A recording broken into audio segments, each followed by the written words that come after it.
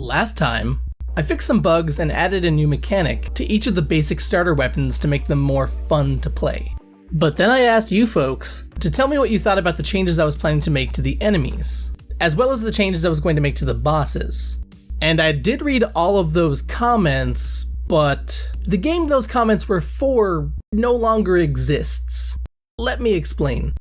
The version of the game shown in all of the previous videos was built on top of an example game that I made over the course of a few days, almost 3 years ago now.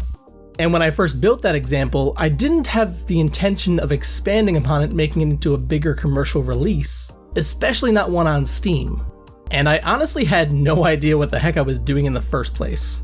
So the game wasn't very well built to begin with, and the design choices in the game weren't ideal. But instead of reworking the game example to fit the game I wanted to make, I basically just kept adding features on top of it. Like all of the new enemies, weapons, characters, upgrades, chaos bar, overworld mechanics, and a bunch of stuff that I'm probably forgetting.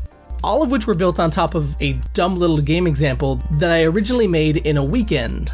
So there were obvious cracks forming in the game, and we started to make design decisions that were basically just patches to cover up the earlier mistakes. But I just kept pushing ahead, trying to, quote, finish the game, because I felt like the end was in sight, when really it was like trying to stack a bunch of books on top of each other to reach the highest book on the shelf, and inevitably it was all going to just start crumbling down. Until a few weeks ago, when Artman Oil DM'd me to rework some of the core features in the game because they just weren't working for the kind of game that we wanted to make. Like how the dungeon wasn't actually a persistent dungeon, it was just one room, and it didn't really matter which door you went through, it was just going to be more enemies again. So your decisions as a player didn't really affect the game in any way, other than picking the right upgrades. Which were also kind of boring and generic, because I think everybody kind of agrees that mechanical upgrades are much more interesting than just stat upgrades. And I told them that it would be awesome if we could rework some of these core features, but because of how terrible the foundation was, it would basically be easier to rebuild the game from scratch. So we talked about how the game needed more focus, and decided to remake the game around one specific core mechanic, which I'll talk about later in the video, so stick around for that. We originally made a plan to treat the new version of the game like a game jam at first. Since we've accomplished a lot during game jams, we figured we could get a solid prototype working and see if we were moving on the right path. And I really was planning to wait until the time, but I got excited and started early, jumping into the feature that I can't believe we didn't have in the first version of the game, which was a persistent randomized dungeon. I spent a bunch of time planning out the level generation system, looking up how levels were generated in everything from Spelunky to Nuclear Throne, and of course the Binding of Isaac, for which I found an awesome video series from the programmer behind the original version of the Binding of Isaac, where they go over all of the different mechanics and features in the Binding of Isaac, and talk about some of the challenges of coding stuff in Flash, back before game engines were really a thing. A quick warning for what you're in for if you watch the rest of the video is that I'm probably going to gush over all of the systems and designs and variables and all of the things I did, because I'm pretty happy with all of it, and now you've been warned. Here we go. So after watching that series on the Binding of Isaac, and based on some of the things I've done before for the GDevelop channel, where I've done some level generation before, I started creating a system where you start from a starting room, and then based on random directions and positions, it branches off into different branches as you go along, and if those branching paths go too far, or if there aren't enough rooms, the scene will restart and try again.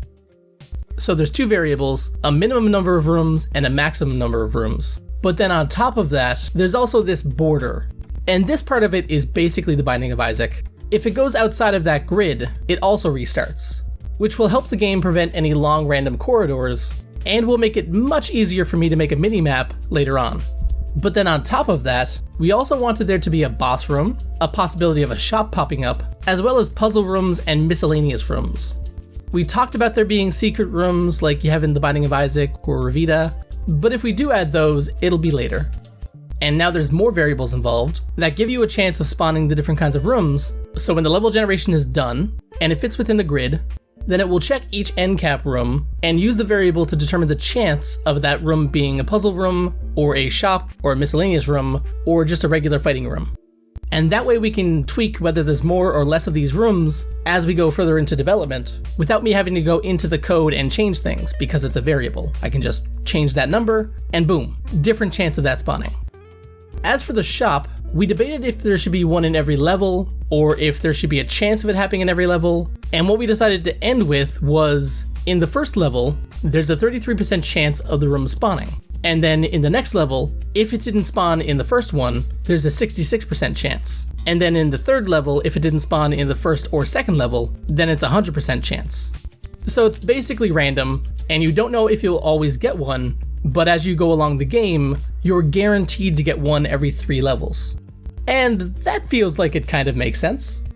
But then Art chimed in and was hoping that we would do something more than just the original Binding of Isaac level generation, where all of the rooms are the exact same size. And at this point, I'm trying to avoid saying no out of laziness or reluctance to try something new. And so I went for it and basically merged the Binding of Isaac's level generation with something kind of like Enter the Gungeon. So we're going to handcraft a bunch of rooms that will then be used in each chunk based on the direction that they're going in. So if a chunk only goes left and right, then it will get one of the rooms that we made that go from left to right. And so as we continue development, we can make a dozen or more rooms, and they'll be created on top of that chunk, which works surprisingly well, and it means we're not confined to anything super basic. We can do a lot with this system.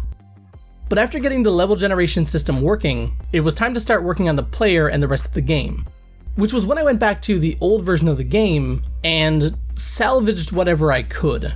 So I started ripping the game apart to see what parts of the code, or the assets or sound effects that I could use for this new version, either temporarily or permanently. And it really wasn't much, to be honest. What I did save was the original enemy logic, because I think I did a really good job with those original enemies. There's enough variety to make them interesting and make them fun to fight against. So I kept that, along with a couple other small things here and there, and transferred over some of the assets to a test scene in this new game, so I could mess around and figure out how I wanted the game to work. At which point I was talking to Artman Oil about the different styles of players and games and perspective that we could go with, again looking at everything from Axolotl to Nuclear Throne, and even the game Dead Estate, which has kind of a complicated system where both the player and gun kind of exist in this isometric 3D-esque space, but I could not remember the name Dead Estate. So I had to repeatedly Google Big Boob Witch Roguelike, which probably doesn't look great in my search history. A big thing in this version of the game is how everything is broken up into different chunks, and I'm really happy about that. Because in the old version of the game, everything was separated by dividers and organized, but it wasn't expandable. So in this game, all of the logic is broken into external events. So the player's mechanics are one, and then the enemies are another one, and the level generation and minimap and dev hacks are all in different chunks. Which means that when I want to create a new scene, either for testing or as a part of the game, I just have to mix and match which parts I want to add to that scene, rather than having to copy over everything all in one big chunk.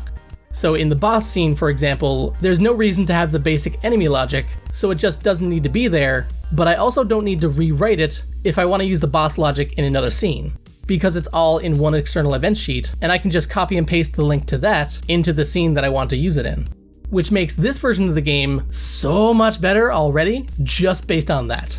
Because I've already used it to make 2 different scenes that are separate from the actual game, specifically for testing the level generation, where I can kind of float around and zoom in and check things to see if everything is working properly, as well as a testing combat scene where I can put the player and enemies and traps all inside of a separate scene, and I can mess around with them without breaking the game, which will be a huge benefit later on as the game expands, and I want to test specific things in the game. But back to the player. Rather than using pre-built behaviors and things, I made everything from scratch, which meant that I had to go all the way down to how do you create directional movement. I used the arrow keys and then changed the variable based on the direction being pressed, and then times that variable against the character's speed stat, but I also had to make it so that if the player moves diagonally, it doesn't just add left and up together, because then you'd be going faster diagonally than you would from side to side. And on top of building the basic movement from the ground up, I also built my own state machine, which was a whole lot of fun. And I probably did it wrong, but it works, so whatever. I just smashed two variables together called movement and action. And so if you're not moving, it's idle. And if you're not performing an action, it's none. So when you attack with a melee weapon, for example, it's idle, none, because you're not able to move during the attack. And then the engine uses the change in state to pick the animation that's going to play, which worked out pretty well until we started getting into more complicated animations. But before I keep going on about the player, could you do me a favor? In the comments, let me know how you feel about me gushing over all of these little details instead of the bigger, broader game design stuff. Do you like hearing about the variables being used in the game, or would you rather just hear about the game design choices being made? Because I've already started working on the core mechanic for the game, and it involves variables and arrays, and since that's what's going to happen in the next video, I want to know. So what became difficult was Art added a flash to the animation when the player shoots the gun, which looks really cool, but you can fire the gun while standing still, or fire the gun while moving. So the animation needs to be able to play for both idle shoot and move shoot, but also blend the two animations together, so you're still in the same frame when you switch animations, because otherwise it looks janky if the new animation starts and the flash resets when you start walking or stand still. So I ended up having to blend not only this together, but a number of other animations as well, and this was kind of when our Google Docs went from a couple of pages to a dozen, I think now. Because there's different pages to explain everything that me and Art have talked about and how the game works. And so when Art goes to make a new character for the game, they know that these are the restrictions on the animation and how they need to work together so they can make the animations based on how the character moves and not the other way around. This was when Art started to troll the Discord server by dropping the art into the channel without any context, because at this point it was still supposed to be a secret, and the reactions ranged from confused to excited to gaslighting, which was kind of funny.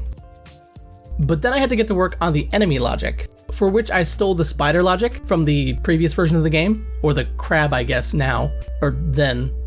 So I stole that logic, got the enemy moving, but felt like there should be more this time around since the game isn't just a single room anymore. And so I tried dabbling with pathfinding, but it was kind of weird to get working, and even when it was working, it didn't seem to work properly with multiple enemies in the same room, and it just kind of became a hassle. So I was about to throw it out when I stumbled upon a different kind of pathfinding, navmesh pathfinding, in a random little example, and it changed everything. It was so good. In fact, it was so good that I was kind of suspicious of it and how performant it was. So I started spawning a few more enemies in to see how it worked out with them, and then I kept going, and I figured I would get a few hundred because I also had the enemy logic playing and I hadn't done anything to optimize the game at all yet. But it literally went up to thousands before I noticed any change in the FPS, and that kind of blew my mind. So much so that I had to go into the game proper and run around and see how many it actually took before the game broke.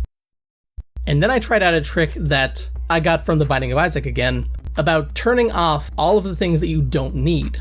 So when you're in one chunk, everything else in your game gets deactivated. From one room to the other, the enemy spawn animation pops back in, so they go to an inactive state, then they reactivate and continue going after you again. And this happens with not only them, but all of the rooms and all of the doors and everything in the game.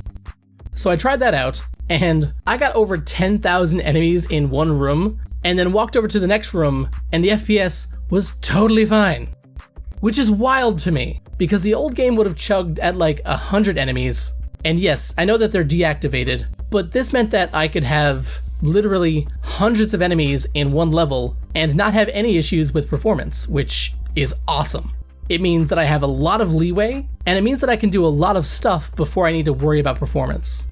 So yeah, performance, good, happy, awesome.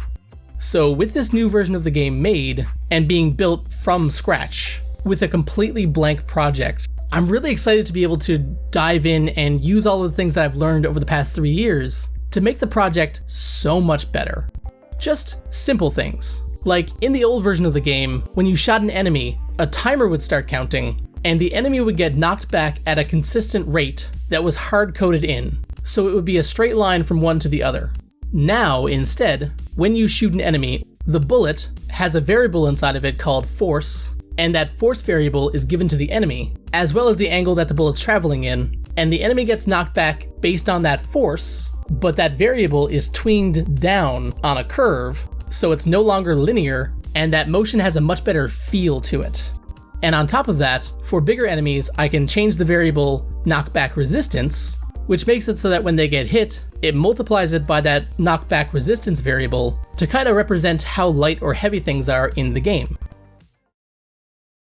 It's so much better! This is going to be my last Patreon shoutout. So I'm going to list everybody who was ever a patron on this video. So thank you to all these people. The coffee was great, and I really appreciated it. But I'm going to be shutting down my Patreon and reducing the number of socials and things that I'm on to make it easier to focus specifically on the game. I'm still going to be doing YouTube and occasionally Twitter, sometimes. But for the most part, I'm going to be spending time in my Discord server, because that's where I'm always hanging out anyway. Now, I have 2 Discord servers, one called the GameDev Fireside, where you can feel free to share your projects and talk about game development, and then Helper Wesley, which is just about my games. But you can join both if you want to. On top of closing my Patreon, Artman Oil, the artist for this game, has opened up their own Patreon, and I'll link to that in the description, because 1, Artman Oil is awesome, and 2, the art for all of the game jams that we did together, as well as the art for the last version of Spent Shells, is all available on their Patreon. So if you want to just check it out, or use that art for your own games, you can do that by signing up to their Patreon.